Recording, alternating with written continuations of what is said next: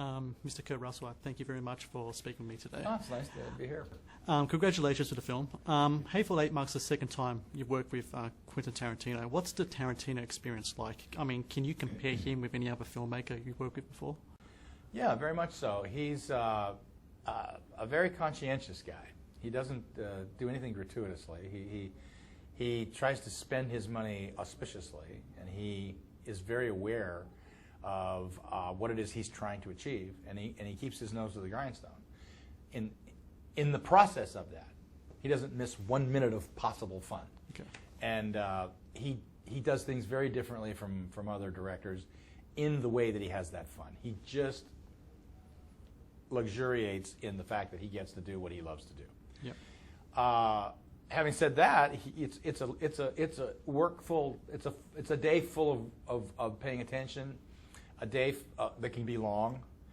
He doesn't tire. That doesn't seem long to him at all. But it's his unique voice in his writing. The actors that he's chosen generally almost totally understand what it is he's writing because they understand why they're there. He's written with their voice in his head a lot of the time.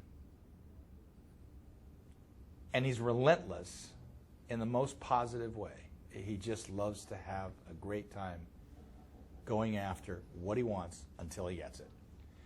And when he gets it, it's almost a little sad, because you're not going to continue to go after it. You got that. Yeah. Now, it's fun also to look at the possibilities of what it is you're going to do that day in terms of giving him choices. As an actor, you're going to give him choices in the editing room to go with. That's why it's fun to watch and see what he puts together, because I'm here to tell you this movie could have been 8 different movies. Yeah. 300 different movies. I mean, there's a number of what's on the floor for all of his movies can make up entire movies. Yep. When it comes to that Tarantino writing you're talking about, how much of that is like scripture, like carved in stone, and how much of it can you play with and maybe add something to it during the You play with everything he does. Now, you start out by reading just it. Yeah. Exactly it. No changes of any kind. And then when he begins to talk to you about some things that he wants, then you say, well, okay, well, let me do that.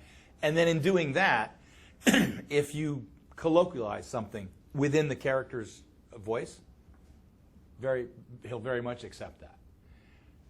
When he writes on the spot, there were things in Death Proof there were whole reams of things in Death Proof that were ad-libs and stuff in the car and just throwing it out at the time.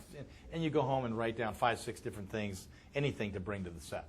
Yep. Whatever's right is right. When he's writing, though, like this style, the Hateful Eight, it's almost entirely what he's writing. Yep. And then you talk about it, and then he might rewrite it. But it'll still be in the voice that he needs to, and the rhythm. Sometimes the rhythm is more important than what's being said. Yep. A movie that's coming out next week that you're in as well, Bone Tomahawk, comes out. Great film. Another Western. When it comes to Westerns in Hollywood today, what type of position does it have now, and what type of position would you like to see it attain?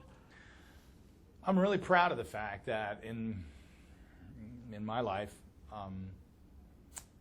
early on, I got to do a lot of fun Westerns, cool kind of things to do. But later on, I got to do, I think, 3 of the best I think 3 that are going to be in the top 25. I think all 3 of them will. I think Hateful Eight and Bone Tomahawk. Bone Tomahawk is the best reviewed movie I've ever been a part of.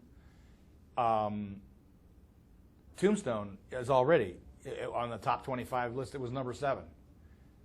I think Hateful Eight is an extraordinary movie.